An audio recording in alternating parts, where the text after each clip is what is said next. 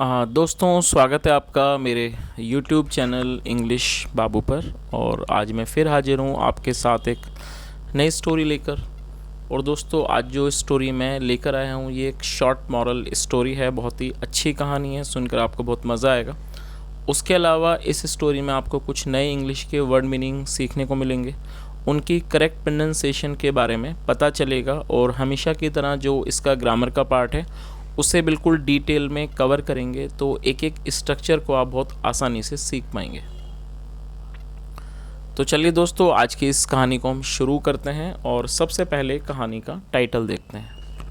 कहानी का टाइटल है द क्लेवर मर्चेंट। क्या मतलब हुआ दोस्तों? क्लेवर एक एडजेक्टिव है जिसका मतलब होता है चालाक, चालाक या फिर चतुर। क्लेवर और मर्चेंट मतलब व्यापारी।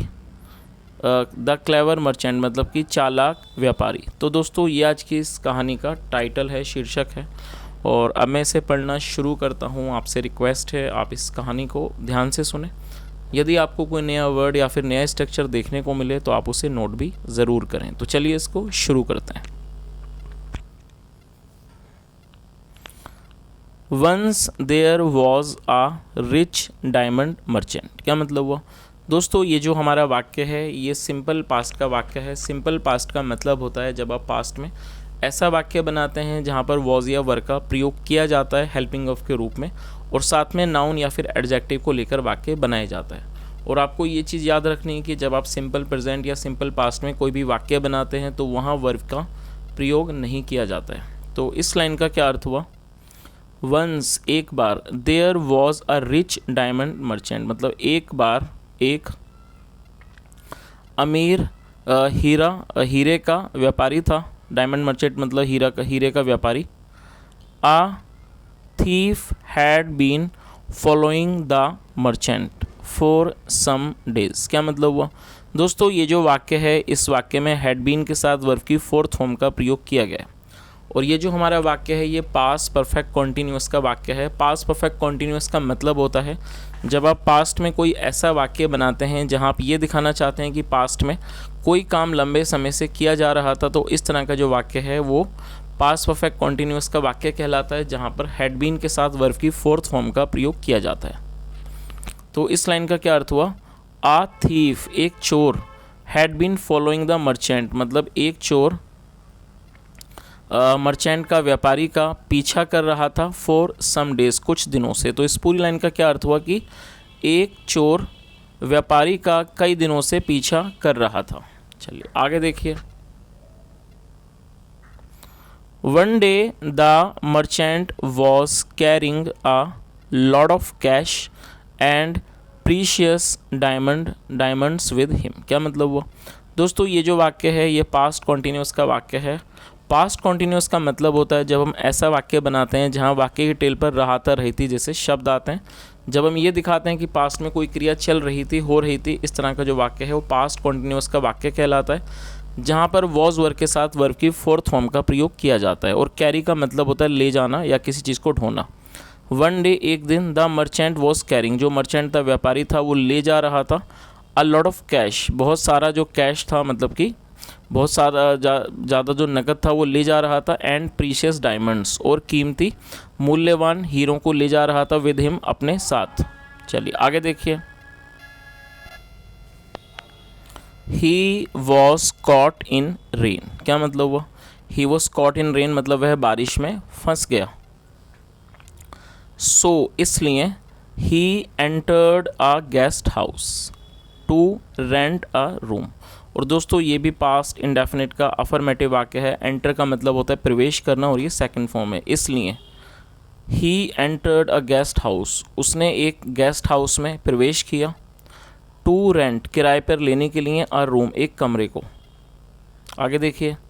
The thief also followed him and asked for a room in the guest house. क्या मतलब है इस लाइन का? The thief also followed him जो चोर था वो भी उसने भी उसका पीछा किया मतलब वो भी उसके पीछे गया। And asked for a room in the guest house और उसने गेस्ट हाउस में एक कमरा मांगा। दोस्तों आस्क फॉर का मतलब होता है मांगना। तो इस पूरी लाइन का क्या अर्थ हुआ कि जो चोर था उसने भी उसे फॉलो किया, वो भी उसके पीछे गया, and asked for a room in the guest house, और उसने गेस्ट हाउस में कमरा मांगा। चलिए आगे देखिए, there was only one vacant room, क्या मतलब हुआ। और दोस्तों ये भी हमारा सिंपल पास्ट का वाक्य है जहाँ पर वॉज का प्रयोग हेल्पिंग वर्ब के रूप में किया गया है, और वैकेंट का मतलब होता है खाली, और ये एडजेक्टिव है, आप इसे नोट कर सकते हैं। वैकेंट रूम मतलब खाली कमरा। तो इस लाइन का क्या अर्थ हुआ, there was only one vacant room, मतलब से there was only one vacant room, vacant room सिर्फ एक ही खाली कमरा था। सो इसलिए both of them had to share it, क्या मतलब हुआ दोस्तों, इस वाक्य में हैड टू का प्रयोग किया गया और हैड टू के साथ वर्ब की फर्स्ट फॉर्म लगाई गई है। हैड टू का प्रयोग वाक्य के अंदर जब किया जाता है जब आप पास्ट में किसी भी तरह की फोर्स का या फिर किसी बल का या फिर किसी भी मजबूरी को दिखाना चाहते हैं, तो इस तरह का जो वाक्य है वहाँ पर हैड टू का प्रयोग किया जाता है, और इस तरह के वाक्य को पास्ट फोर्स्ड एक्शन सेंटेंस कहा जाता है। तो इस लाइन का क्या अर्थ हुआ कि सो इसलिए both of them had to share it, और शेयर का मतलब होता है किसी चीज़ को साझा करना, तो इसलिए उन दोनों को उसे मतलब, और ये इट जो है वो कमरे के लिए प्रयोग किया गया। So both of them had to share it, इसलिए उन दोनों को उसे साझा करना पड़ा। मतलब ये निकला कि उन दोनों को एक ही रूम को शेयर करना पड़ा, एक ही रूम को शेयर मतलब कि साझा करना पड़ा। चलिए आगे देखिए, the thieves heart was filled with Joy, क्या मतलब हुआ दोस्तों, यहाँ थीफ के बाद एपेस्ट्रॉफी एस का प्रयोग किया गया है। एपेस्ट्रॉफी एस का प्रयोग वाक्यों में जब किया जाता है जब आप किसी सब्जेक्ट के साथ कुछ या किसी नाम के साथ कुछ जोड़ना चाहते हैं, तो एपेस्ट्रॉफी एस का प्रयोग किया जाता है, जिसका मतलब होता है का के की। तो थीफ्स हार्ट का मतलब हुआ चोर का दिल। The thieves heart was filled with Joy, जो चोर था उसका जो दिल था वो खुशी से मतलब आनंद से भर गया। Both of them kept their suitcases in the room, उन दोनों ने जो उनके कैप्ट देयर मतलब अपने या उनके, और यहाँ इसका मतलब है अपने। Both of them kept their suitcases in their room, और उन दोनों ने अपने सूट केसों को मतलब जो उनके पास जो सूट केस थे उनको उन्होंने कमरे में रख दिया। चलिए आगे देखिए, after some time, after some time मतलब कुछ समय के बाद। The merchant went out for dinner, क्या मतलब हुआ। और दोस्तों ये गो की सेकंड फॉर्म है वेंट, गो मतलब जाना और वेंट मतलब गया। आफ्टर सम टाइम कुछ समय के बाद, the merchant went out for dinner, जो मर्चेंट था वो बाहर डिनर के लिए गया मतलब खाना खाने के लिए गया। The thief searched through the merchants suitcase but he did not find any diamonds, क्या मतलब हुआ।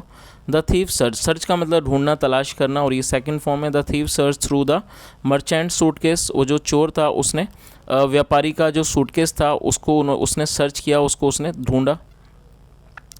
But he did not find any diamonds, लेकिन उसे कोई भी हीरे नहीं मिले। और दोस्तों ये जो वाक्य है ये पास्ट इंडेफिनिट का नेगेटिव वाक्य है। जब आप पास्ट इंडेफिनिट में नेगेटिव वाक्य बनाते हैं तो वहाँ सब्जेक्ट के बाद डिड नॉट का प्रयोग किया जाता है, उसके बाद वर्ब की फर्स्ट फॉर्म लगाई जाती है। फाइंड का मतलब मिलना, प्राप्त होना। तो इसका क्या अर्थ हुआ, but he did not find any diamonds, लेकिन उसे कोई हीरे नहीं मिले। चलिए आगे देखिए,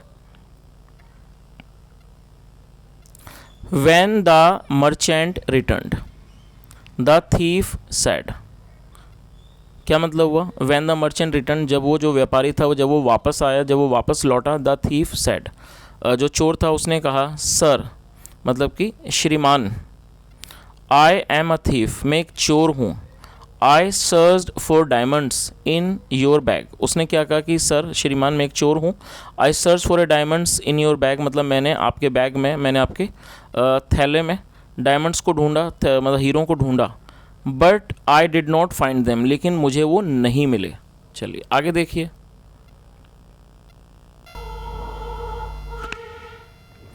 the merchant smiled and said, smile का मतलब मुस्कुराना, और ये भी सेकंड फॉर्म है। The merchant smiled and said, जो मर्चेंट था व्यापारी था वो मुस्कुराया और उस एंड सेड, और उसने कहा, the diamonds are in your suitcase, उसने क्या कहा, the diamonds are in your suitcase, मतलब जो डायमंड्स हैं, जो हीरे हैं वो आपके सूटकेस में हैं।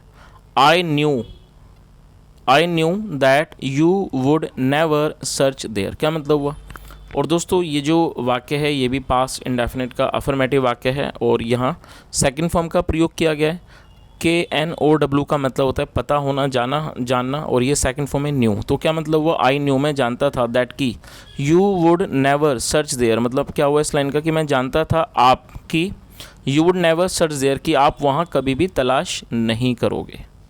चलिए, तो दोस्तों ये एक छोटी सी स्टोरी थी और मैं उम्मीद करता हूँ कहानी का जो सार है और इस कहानी का जो मॉरल है आपको अच्छे से समझ आया होगा।